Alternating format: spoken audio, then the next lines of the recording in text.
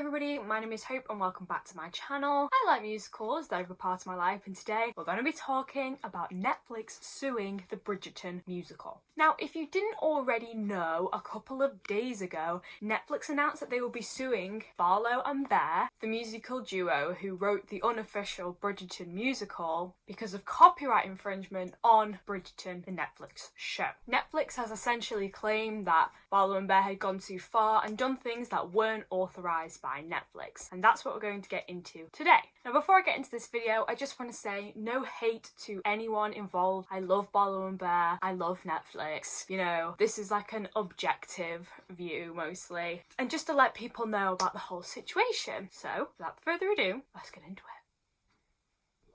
But before I get into this video, remember that you can like, subscribe and turn on notifications so you can get notified every time I upload, which is particularly every Sunday, but sometimes extra days in the week as well. Apparently over 90% of my viewership is not actually subscribed, so what are you doing? Subscribe right now. I'm just joking, you don't have to do that. But also remember, you can follow me on all my social medias, which is HopeWilsonX on Instagram, HopeWilson with 2 N's and an underscore on Twitter, and HopeWilson45 on TikTok. But with all that, let's get back into the video.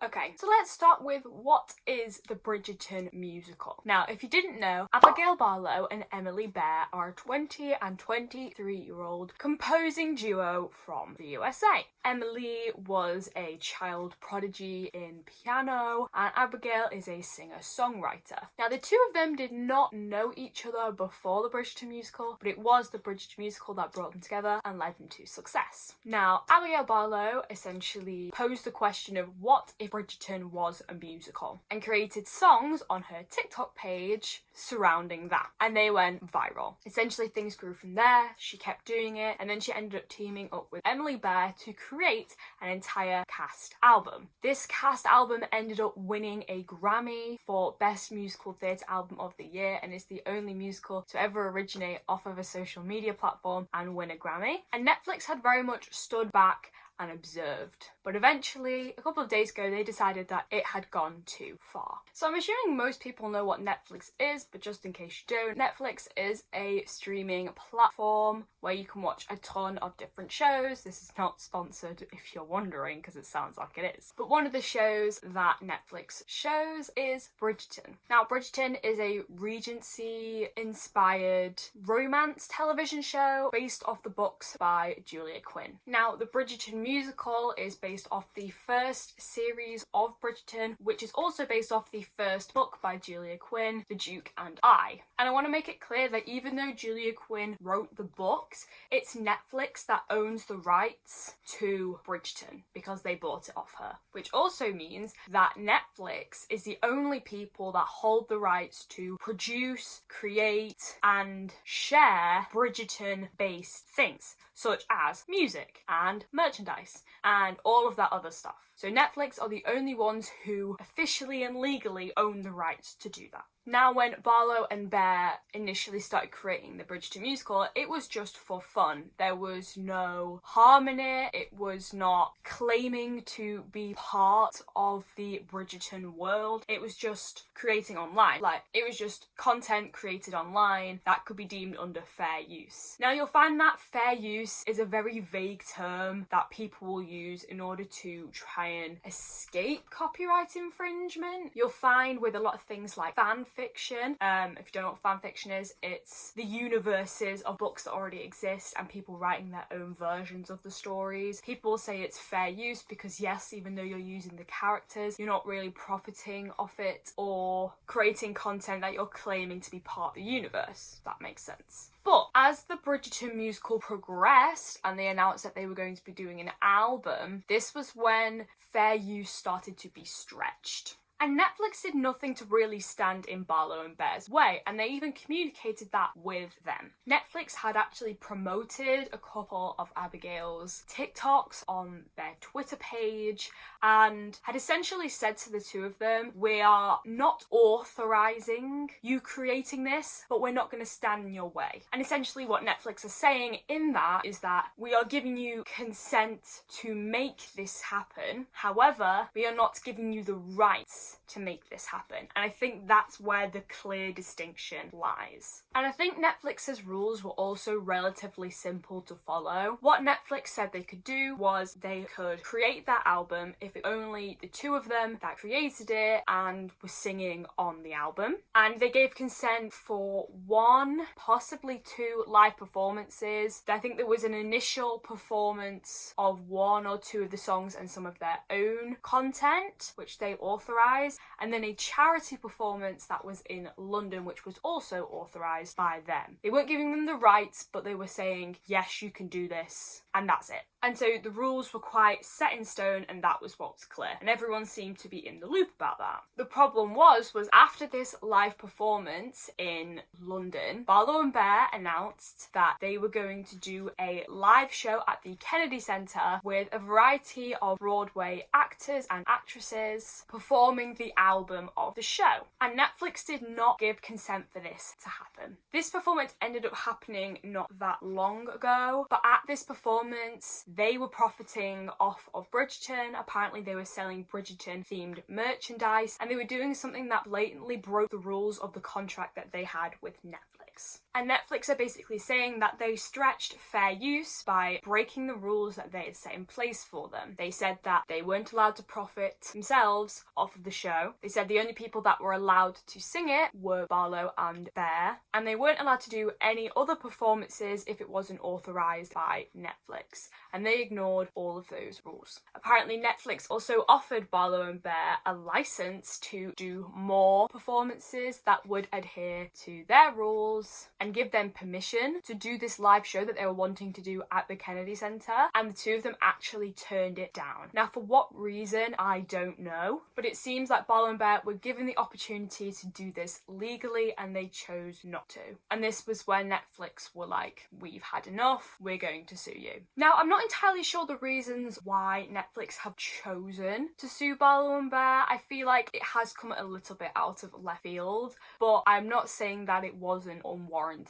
It does seem a little odd because I think essentially it's giving Bridgerton a lot of free publicity, but at the same time they are profiting off of work that they don't legally own, which I think is mainly where the problem lies. A couple of other things I kind of wanted to add was Netflix claimed that it was affecting their Bridgerton experience, which is like where you can go dressed up in like Bridgerton clothes and you go to a ball and stuff, and it was affecting that. I don't really understand how it would affect that, but they said it was. And number 2, the show isn't immune from copyright just because it's popular. Now, I feel like a lot of people forget that just because something's popular doesn't mean that it's law-free. You can say the same for Star Kids, a Harry Potter musical. They did not have the rights from whoever owns Harry Potter to make the show, and they did come into contact with a lot of law-based problems. I don't know why I put that in quotation marks, but I did, so deal with it. Because of the essentially stolen nature of the content. Does that mean you can't enjoy it? Like, no, but it still broke rules. I think the difference between the Unofficial Bridgerton Musical and a Harry Potter musical is that a Harry Potter musical is a parody show. So in some ways it's protected by parody law. And I very much can't see any claims coming from the Unofficial Bridgerton Musical for it being a parody musical, simply because it's just not a parody. Barlow and Bear had said there are direct lines from the television show in the show. It's following the exact story of series 1 of Daphne and Simon. There's never any claim that this is a joke or an imitation of the show. It's simply just a musical adaptation of the show, and therefore they kind of have no grounds on that to claim parody law. There's also some commonly asked questions, so I'm also going to go through them as well. So number 1, why did they not base it off the books and base it off the show instead to save them from copyright? Netflix also own the books and the rights to the books and all of their adaptations, hence why they're allowed to make all of the adaptations of each book for each series of Bridgerton, so they couldn't have escaped it that way. Why didn't they pay for the license? My only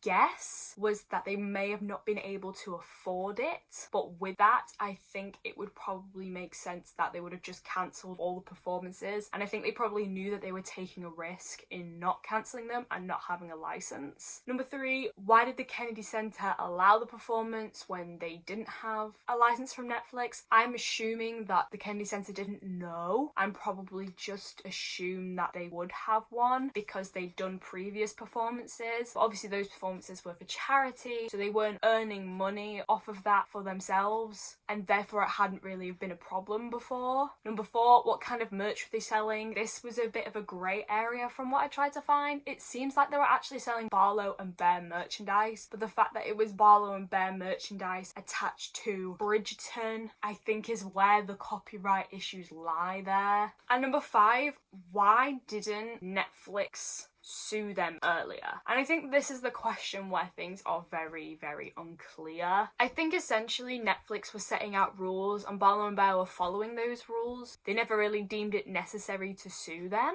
But the fact that they won a Grammy for something that they're now getting sued for, I feel sends mixed messages and is kind of hard to understand. And am I saying that I don't like the Bridgerton musical? No, I love the Bridgerton musical. It's great, you know, it's great music. It's a great musical theatre album. Wouldn't won the Grammy otherwise. It's enjoyable, you know, and it's just very well written and well produced, and you can't deny that. But just because we love it and it's great doesn't make it not against the rules. But, you know, say if someone said something that not a lot of people liked, but it wasn't like racist or anything, and someone just took it as, oh, that's a bit rude. You're still allowed to like that person. You're allowed to like what they do as a job. You know, you're allowed to support people that not everybody likes, as long as they're not, you know, all the obvious things like racist and homophobic and non-law abiding citizens. Like, you get me? I'm going on a tangent. But essentially what I'm saying is, you know, you can like the Bridgerton musical and understand that it has problems legally, you know? I love Penelope Therington. I love If I Were a Man. They are 2 phenomenal songs. And just because they are breaking copyright doesn't mean I'm not allowed to like them. It just means that I do have to hold them accountable for copyright infringement, because that's what it is. You know, some of my videos are copyrighted and I have to take accountability for that. They are. I know that. I don't make any money off those videos. Like, that's the way copyright works. Not like I make that much money off YouTube anyway, but that's besides the point.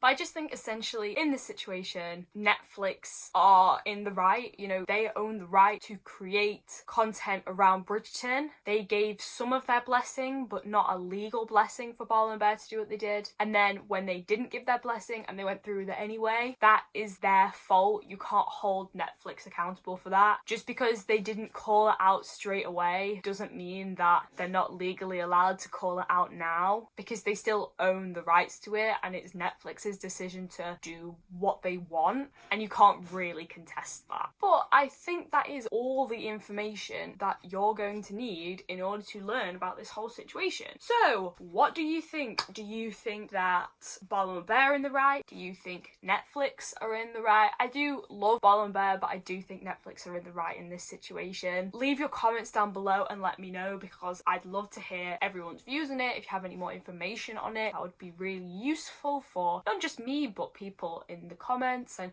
people who watch my videos to know. Remember that you can follow me on all my social medias. You can find me at @WilsonX on Instagram, HopeWilson45 on TikTok, and HopeWilson with 2 N's and an underscore on Twitter. Like this video if you liked it. Subscribe down below if you feel like it. You're not obliged to, but it would be really nice. I don't know why I'm following the speed. But anyway, thank you so much for watching. Keep enjoying musicals as much as me, and I will see you in the next one.